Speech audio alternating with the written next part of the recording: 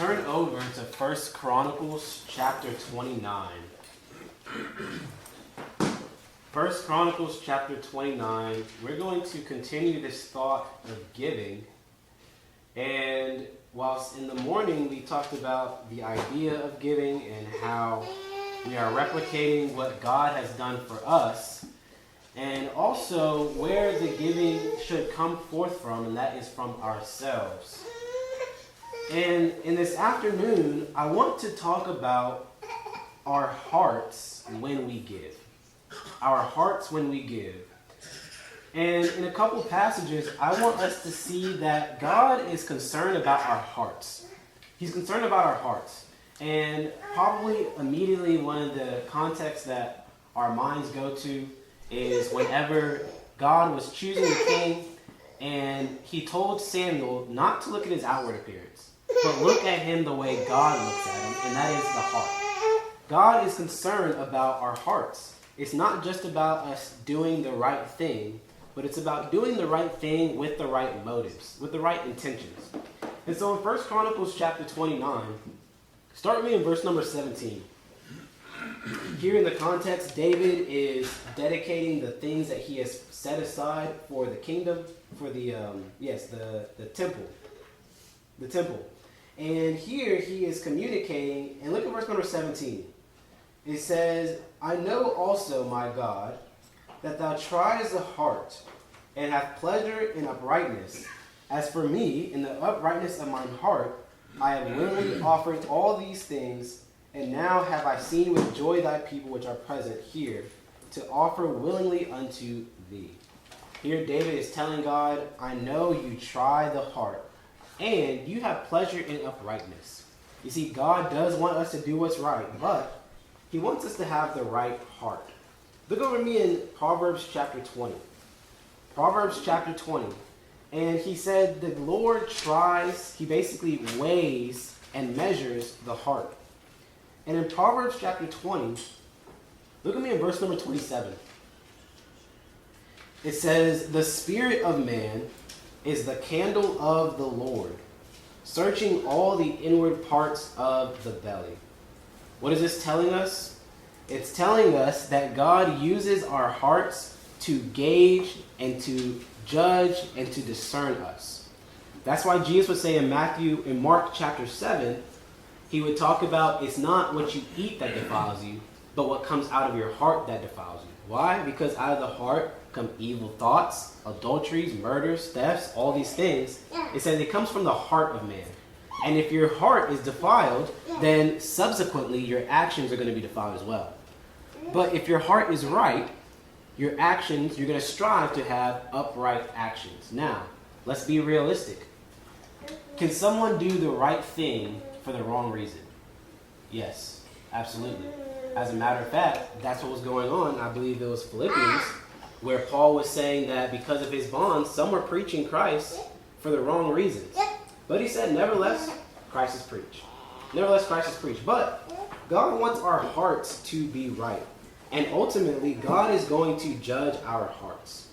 God's going to judge our hearts. That's why, number one, God is the perfect judge. And honestly, he can be the only ultimate judge. Because I can see your fruit of your heart, but at the end of the day, I do not know holistically everything about your heart. The only ones that know that are you and God. And God's going to judge us for that. God's going to judge us for that. And so God is not only concerned with our good actions, but he wants us to have good motives. And that's what we're going to talk about for a little bit in a couple passages of the motives behind our giving and our heart behind our giving. What should our minds be like whenever we are giving? Let's look over at Luke chapter 6. The first one we're going to look at is Luke chapter 6. Luke chapter 6. We're going to start in verse number 32. These are the words of Jesus. He would say, for if you love them which love you, what thank have ye? For sinners also love those that love them. And if you do good to them which do good to you, what thank have ye? For sinners also do even the same. And if you lend to them of whom you hope to receive, what thank have ye? For sinners also lend to sinners to receive as much again. But love your enemies and do good and lend, look at this, hoping for nothing again.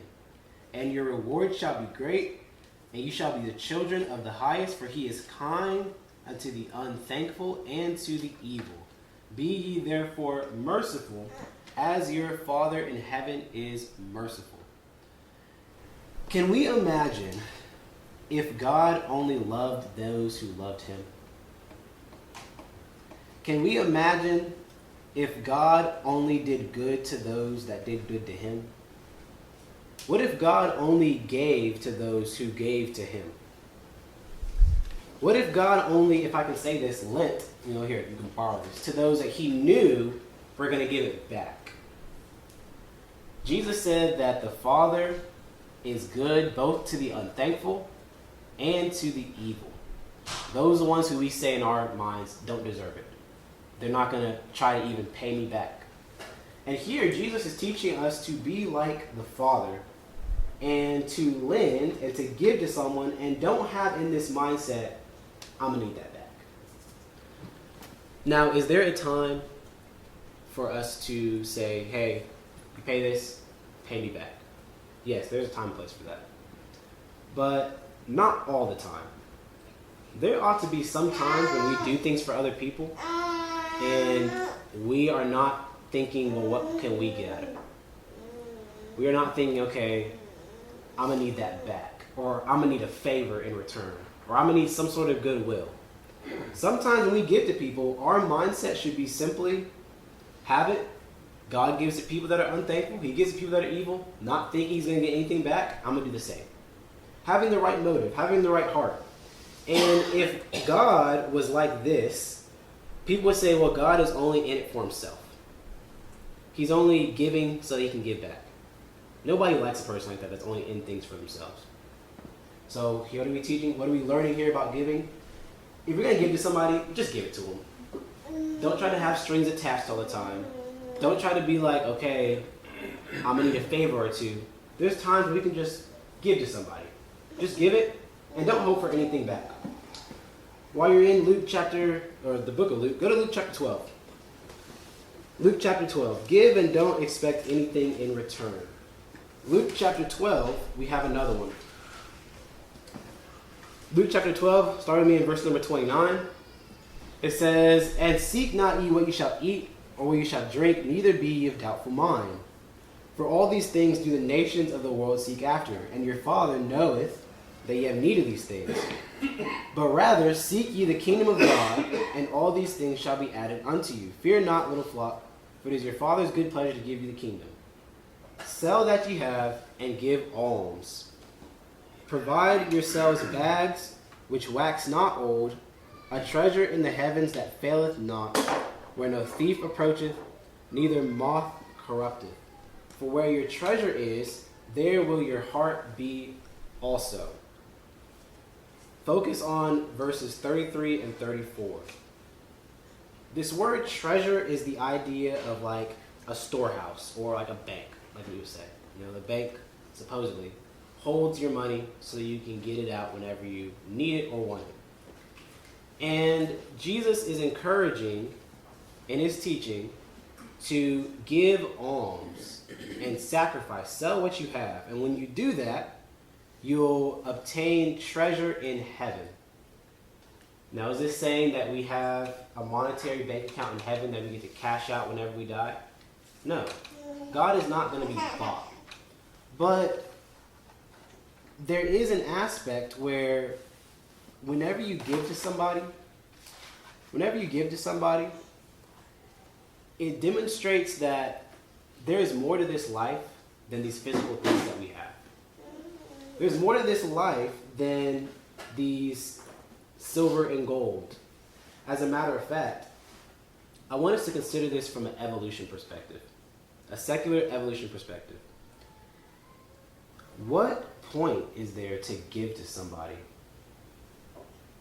If there is no God, if there is no purpose, if we're all just here as a result of our evolutionary processes that make it to where it better fits us for survival, the only point in giving is to get something back. But Jesus is teaching, give and put your bank in heaven. Make it to where you are not trying to get something back. It's a pretty bleak world whenever you think about it. From everything you give to someone, you're doing for your own selfish motives.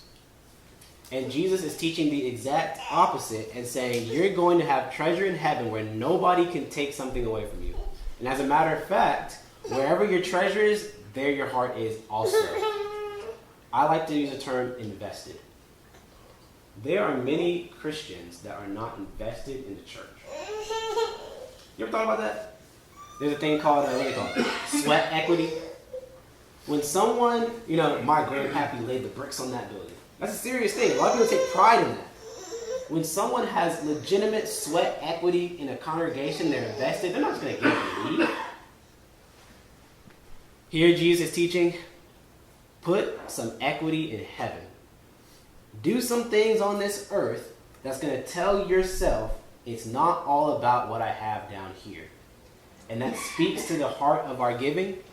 It's not so that we can get something out of somebody else, but as a matter of fact, it's so that we can understand, hey, I'm pretty invested in my treasure in heaven. You know what I'm not going to do? I'm not just going to squander it for any old thing. Oftentimes we think that way. I'm invested in this. I'm not just going to cast it off to the side for nothing. I put a lot into this. And that's what Jesus is saying here. Whenever you give, don't try to get something back out of it. Sell what you have, give alms, and you'll have treasure in heaven, and no one can take that away from you. Look over Luke chapter 11. Luke chapter 11. Look in verse number 37. It says, and as he spake, a certain Pharisee besought him to dine with him, and he went in and sat down to meat. And when the Pharisee saw it, he marveled that he had not first washed before dinner. And the Lord said to him, now do you Pharisees make clean the outside of the cup and the platter, but your inward part is full of ravening and wickedness. Ye fools, did not he that made that which is without, on the outside, make that which is within also? But rather give alms of such things as ye have, and behold, all things are clean unto you. But woe unto you Pharisees, for you tithe mint and rue and all manner of herbs, and pass over judgment and the love of God. These ought ye to have done, and not leave the other undone. Brethren, generosity does not make up for evil practices. Generosity does not make up for evil deeds. It's unfortunate. I have heard and know of people that say, I know I'm not a great person, but I give a lot. God's not going to be bought. And Jesus was even speaking to their tithing, which was according to the law. But he said, you've omitted the weightier matters. You shouldn't have left either one undone. But they were giving alms, but inwardly, they were evil and they were wicked. Let's make the point when we're giving, we are not trying to cover up our evil. We're not trying to say, well, I know I'm not a good person, or I don't even try, so I'm going to give to this person so I can salve my conscience.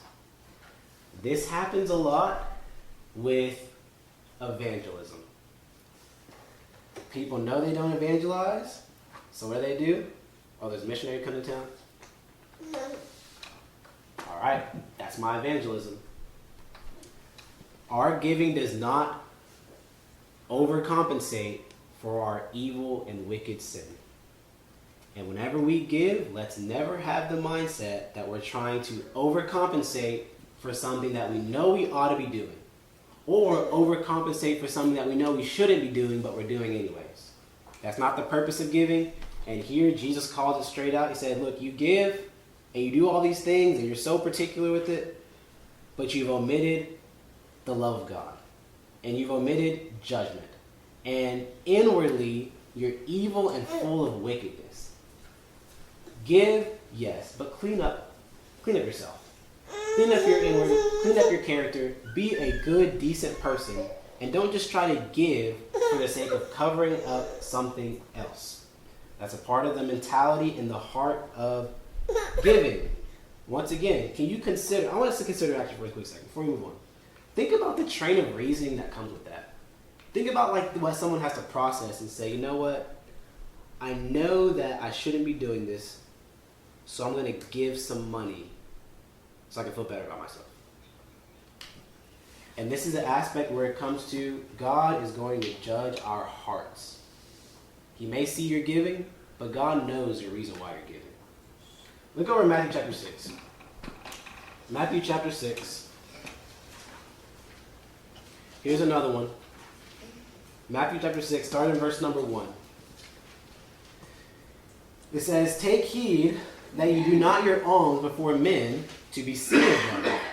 Otherwise, ye have no reward of your Father which is in heaven. Therefore, when thou doest thine alms, do not sound a trumpet before thee, as the hypocrites do in the synagogues and the streets, that they may have glory of men. Verily I say unto you, they have their reward. But when thou doest alms, let not thy left hand know, and that what thy right hand doeth.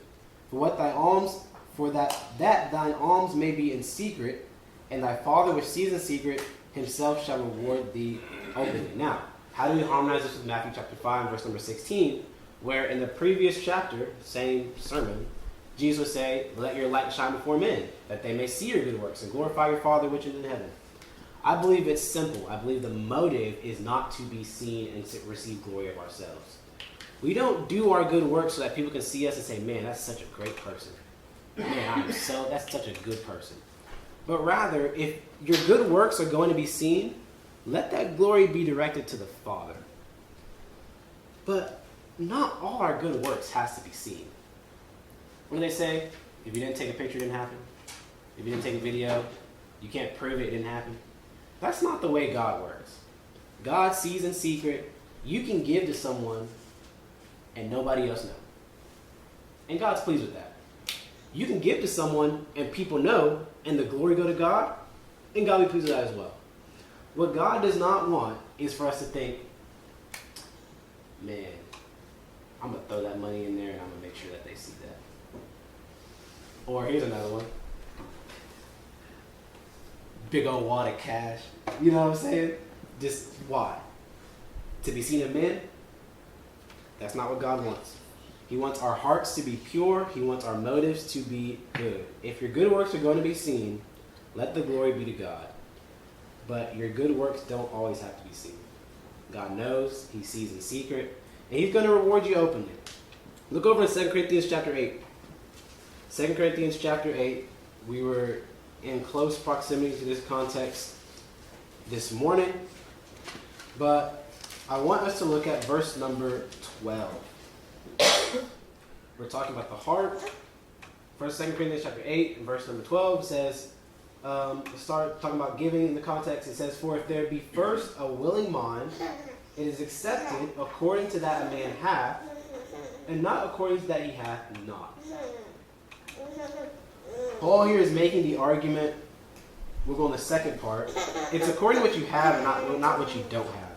It's not for us to look at somebody else and say, "I can't give what that person gives," or "I can't do what that person does, therefore my actions and my generosity is of no value." That's not the way God looks at the heart of the individual.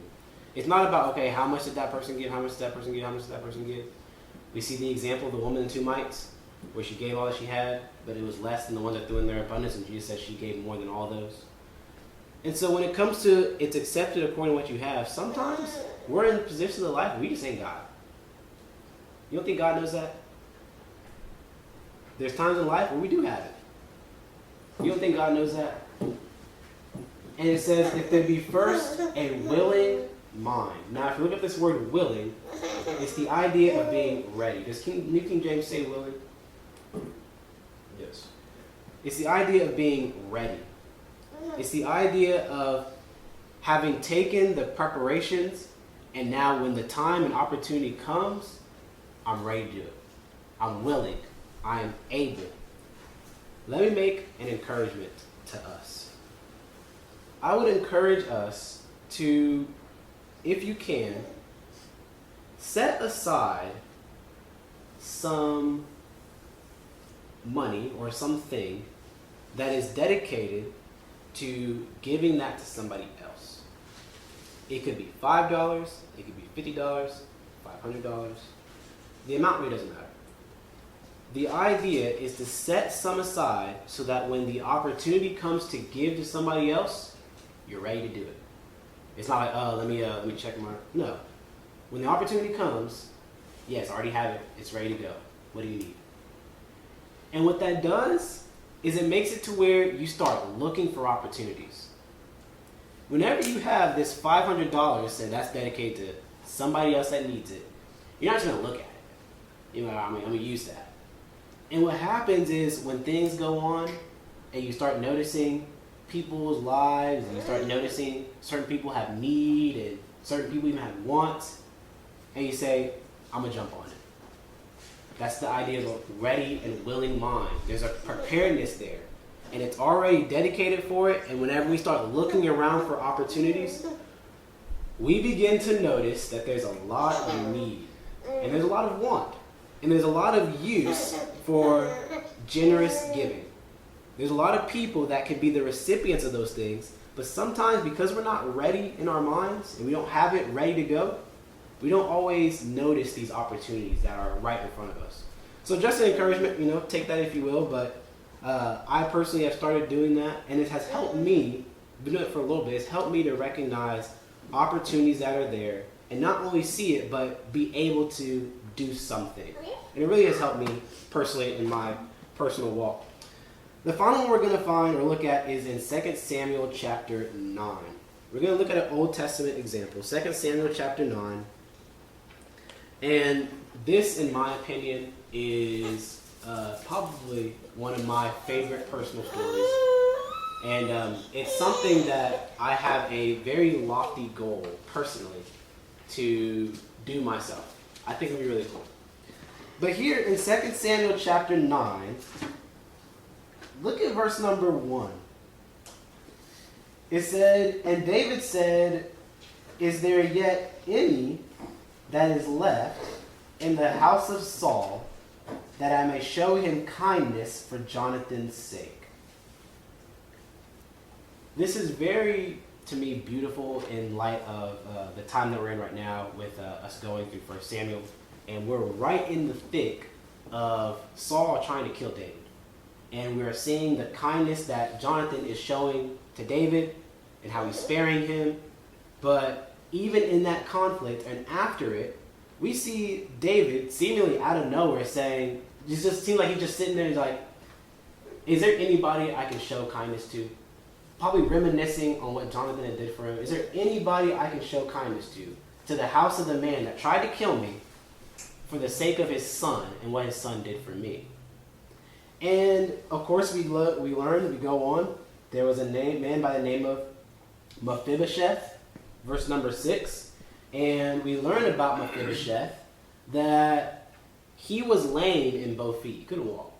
And the reason why was because whenever he was younger, the nurse dropped him and his legs broke or something, and it made it to where it was just a perpetual injury for him. He couldn't walk. And look what David does for him. Look at verse number 9. It says, then the king called to Ziba, Saul's servant, and said unto him, I have given unto thy master's son all that pertained to Saul and to all his house. What does that mean? He gave him property. He gave him land. Saul was a king. I'm pretty sure Saul didn't just have some shack in the back corner of the area. As a matter of fact, we know that. Look at verse number 10. He says, thou therefore and thy sons and thy servants shall till the land for him, and thou shalt bring in the fruits, that thy master's son may have food to eat. But Mephibosheth, thy master's son, shall eat bread always at my table. Now Ziba had 15 sons and 20 servants. What did he do for him? He gave him land. He gave him servants. He gave him perpetual food. We're over there talking about the peaches. And I told the person that is renting the house for me, I just planted peaches right before he moved. And I told him, I'm coming back for those peaches. I'm not playing with those peaches. You know how valuable it is to grow your own food and to have servants to perpetually take care of you? I mean, that's essentially like retirement.